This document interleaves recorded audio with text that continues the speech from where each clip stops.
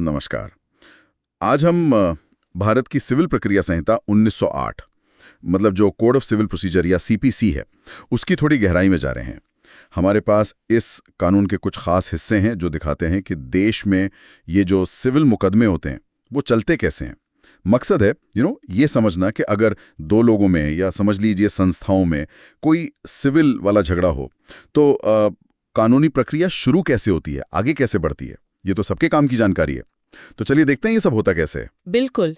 ये जो संहिता है 1908 की है और कुछ ट्राइबल एरिया नागालैंड वगैरह छोड़ दें तो मोटे तौर पर पूरे भारत में सिविल कोर्ट्स इसी के हिसाब से काम करती हैं। ये समझ लीजिए सिविल जस्टिस सिस्टम का बेस है। तो सबसे पहला सवाल जो दिमाग में आता है, भाई केस फाइल करना कहाँ है? मतलब कोई अपना मुकदमा लेकर कहीं भी जा सकता है? नहीं, ऐसा नहीं है। इसके लिए नियम है जिसे कहते हैं क्षेत्राधिकार या जूरिसडिक्शन। सीधी सी बात है, अगर मामला जमीन जायदाद मतलब इमूवेबल प्रॉपर्टी का है तो केस वहीं होगा जहां वो प्रॉपर्टी है। दूसरे मामलों में जैसे पैसों का लेन देन हो या मानहानि, तो केस वहां हो सकता है जहां दूसरा पक्ष मतलब प्रतिवादी रहता है या फिर जहां वो झगड़े की वजह पैदा हुई। अच्छा। हाँ, जैसे मान लीजिए दिल्ली में कोई रहता है और कलकत्ता में किसी के खिलाफ कुछ मानहानिकारक छाप देता है। हाँ। तो केस दिल्ली में भी हो सकता है और कलकत्ता में भी, दोनों जगह ऑप्शन है। अच्छा, ये तो हुई कि केस शुरू कहाँ करें। हाँ, पर मैंने कहीं सुना था कि भाई एक ही मुद्दे पर आप बार बार कोर्ट नहीं जा सकते, कुछ ऐसा है? हाँ, बिल्कुल सही सुना है। ये एक बहुत ही इंपॉर्टेंट प्रिंसिपल है, रेस जुडिकाटा। Res judicata. हाँ, इसका जिक्र सेक्शन 11 में है। मतलब ये कि अगर कोई मामला पूरी सुनवाई के बाद एक सक्षम अदालत ने फाइनली डिसाइड कर दिया, हाँ, तो फिर उन्हीं पार्टियों के बीच उसी मसले पर दोबारा केस नहीं चलेगा। अच्छा। इससे बार बार की मुकदमेबाजी रुकती है और फैसलों को एक फाइनल टच मिलता है। ठीक है, तो केस फाइल हो गया, जगह तय हो गई, अब आगे क्या? पार्टियां अपनी अपनी बात कैसे रखती हैं? तो शुरुआत होती है वाद पत्र से, जिसे प्लेंट कहते हैं।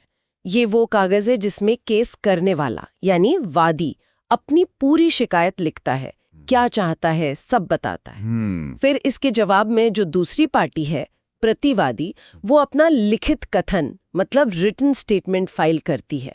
इसमें वो आरोपों का पॉइंट बाय पॉइंट जवाब देती है। अच्छा, जवाब। हाँ, और मजे की बात यह है कि प्रतिवादी सिर्फ जवाब ही नहीं बल्कि अपना खुद का दावा भी उसी केस में जोड़ सकता है। उसे कहते हैं प्रतिदावा या काउंटर क्लेम। अरे वाह, मतलब एक ही केस में दोनों तरफ के दावे। जी हाँ, बिल्कुल। और अगर मान लीजिए सुनवाई का दिन है और कोई पार्टी आई नहीं, तब क्या होता? उसके लिए भी नियम है। अगर वादी ही गायब है जिसने केस किया था, तो कोर्ट केस खारिज कर सकती है, डिसमिस कर सकती है। और अगर प्रतिवादी नहीं आया तो कोर्ट वादी को सुनकर एक तरफा फैसला दे सकती है। इसे कहते हैं एक पक्षीय डिक्री या एक्स पार्टे डिक्री।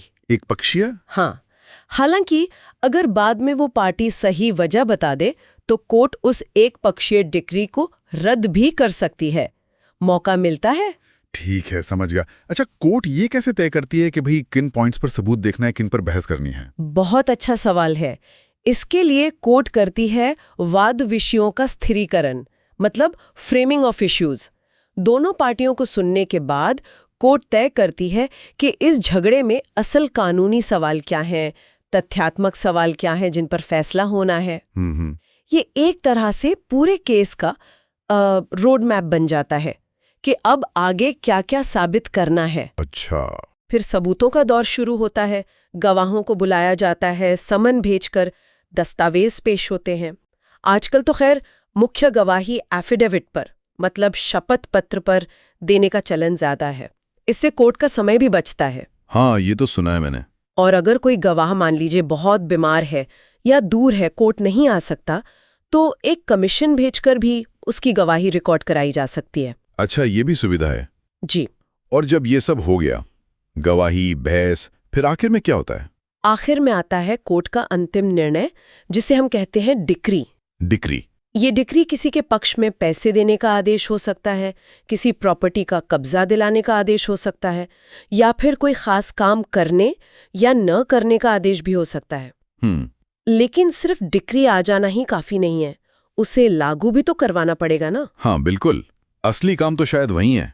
तो ये लागू करवाने की प्रक्रिया क्या कहलाती है? उसे कहते हैं निष्पादन या एग्जीक्यूशन। और हाँ, ये अपने आप में एक पूरी प्रक्रिया है, काफी डिटेल में दी गई है संहिता में। इसमें जो पार्टी हारी है उसकी संपत्ति जब्त करना, जैसे कुर्की या अटैचमेंट कहते हैं, वो शामिल हो सकता है। कुर्की? हाँ, और कुछ सीरियस मामलों में गिरफ्तारी का भी प्रावधान है। ओह, हालांकि ये एक बात ध्यान रखने वाली है कि अगर सिर्फ पैसे की वसूली का मामला है तो महिला को गिरफ्तार नहीं किया जा सकता। अच्छा, ये जरूरी पॉइंट है। हाँ, और कानून कुछ बेसिक जरूरत की चीजों को कुर्की से बचाता भी है, जैसे कारीगर के औजार हैं, खाना पकाने के जरूरी बर्तन हैं, ताकि आदमी बिल्कुल सड़क पर ना आ जाए। ये भी सही है। अच्छा, अगर कोई पार्टी कोर्ट के इस फैसले से मतलब डिक्री से खुश नहीं है या। तो कोई रास्ता है? बिल्कुल, अपील का रास्ता है। डिक्री के खिलाफ आप पहली अपील कर सकते हैं, और कुछ खास परिस्थितियों में अगर कोई बड़ा कानूनी सवाल जुड़ा है, मतलब सब्सटैंशियल क्वेश्चन ऑफ लॉ, तो दूसरी अपील भी हो सकती है हाई कोर्ट में। ठीक है। संहिता में कुछ और भी इंटरेस्टिंग चीजें हैं, जैसे कैविएट है। कैविएट, ये क्या होता है?